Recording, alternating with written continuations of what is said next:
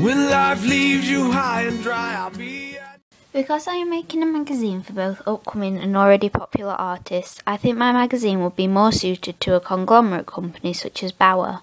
My magazine is a monthly national magazine costing $3.99 with a target audience of teenage girls around 16 to 20, so it will be easier to distribute in a conglomerate because conglomerates have more money to spend on wider distribution. If I was just making a local magazine, there is a bigger chance that it will be an independent institution such as Future plc that would distribute my magazine, as there wouldn't be a lot of money in it, so it would make a profit on local advertisements.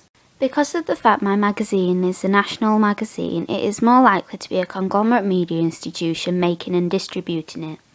Because it will be a media conglomerate distribution, there could also be a case of vertical or horizontal integration, depending on whether it's a cross-media conglomerate or not.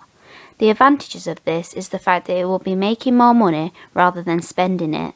If a cross-media conglomerate was able to use vertical integration to produce and distribute the magazine, it would make the company more money.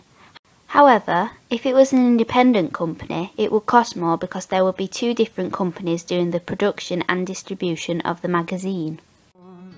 I'll love you long after you're gone, gone.